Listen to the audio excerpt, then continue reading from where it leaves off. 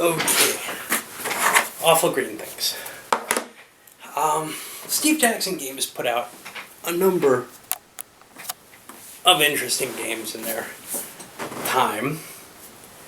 This format was fantastic, and I really love this particular version. The Dragon Magazine version, probably way too flimsy, not something you can easily carry with you. These deluxe editions, I have not seen the deluxe edition of Awful Green Things. I'm sure, with real counters instead of these little cutout things that you have, and with probably a mounted map. It's probably fantastic to have that. But there was something special about something you could just, put in this little VCR case type thing, stick in a coat pocket, and bring with you anywhere and play it, at school, at lunch, whatever. These had a real attractive factor to them.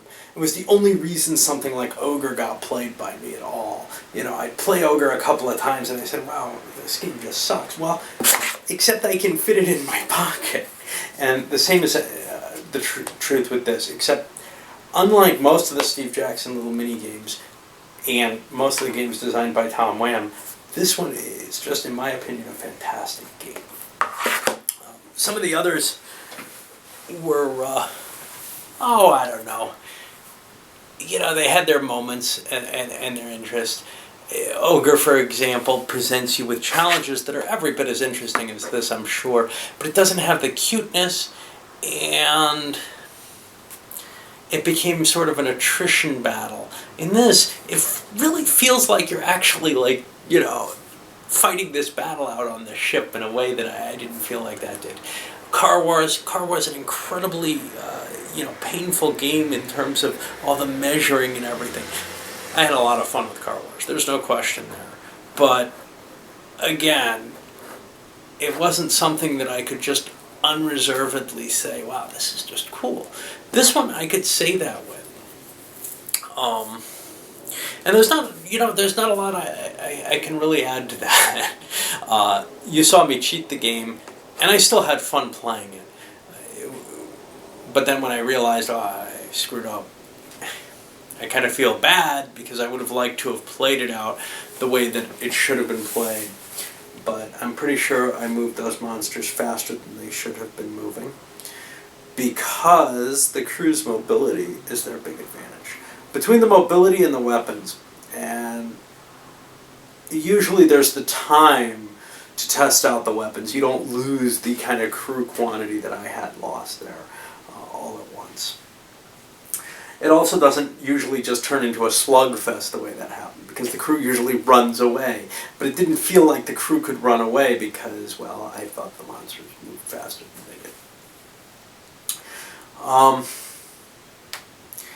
Basically, it's a game where the crew has this ability to test out their weapons one at a time and see what their few good ones are. And by that time, there's few enough crew that they can man all their good weapons, and they can pretty much usually pull off a victory against the monsters. Well, in my experience, they can always do so unless I'm playing against someone else and the monsters are in my hands. Of course, a friend I brought up before, Dave, used to mock.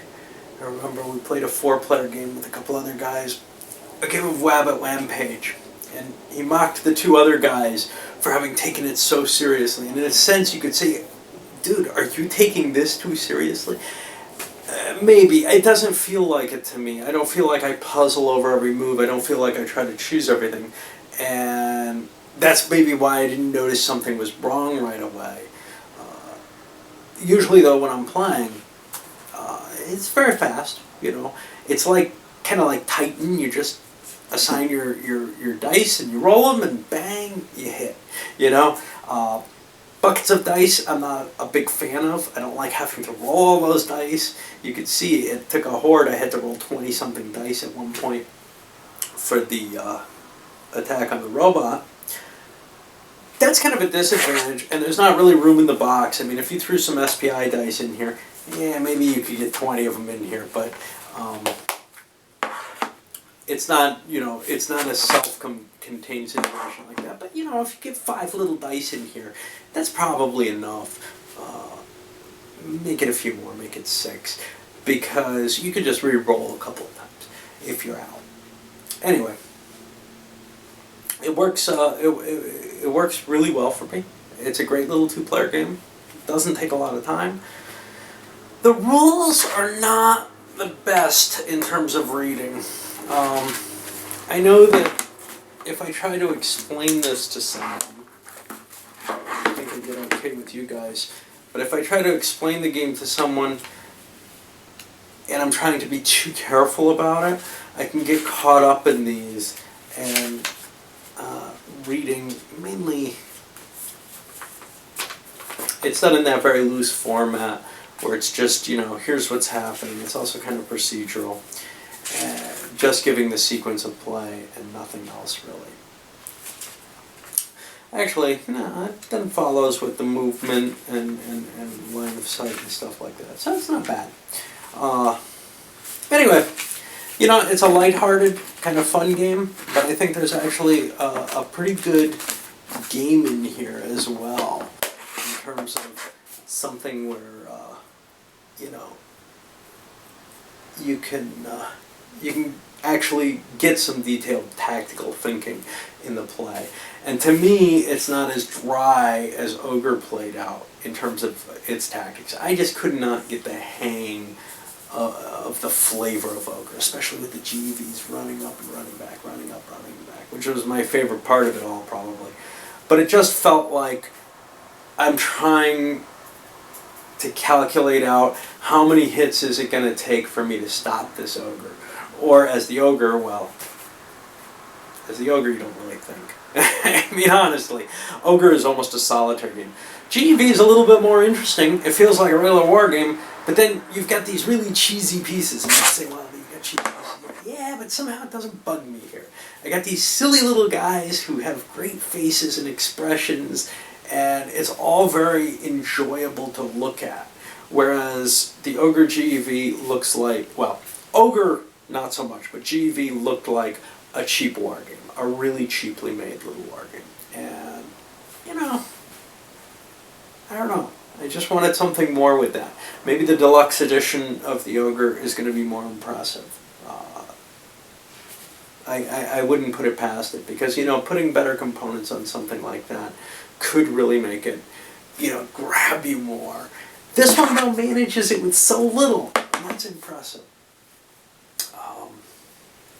In terms of balance, if I or other people who claim it's unbalanced one way or the other are correct, well, there's an easy fix. It's a short game.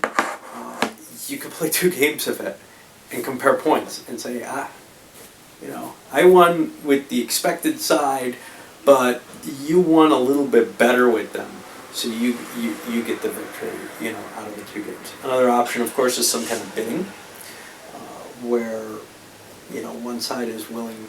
one player is willing to give the other player a certain number of points. If they come to agreement that the same side has the advantage. If they don't come to that agreement, hey, let them play it out. Let them prove their point, What the heck. Anyway, if you can find one of these fairly cheap, I would definitely suggest it, even if it's the deluxe boxed version. Most people, unlike me, don't have to live with whatever they can fit in their coat when they go somewhere. And a coat doesn't work anymore here, so I'm kind of just screwed. I can't carry anything that I can't fit in a pocket. Cheers!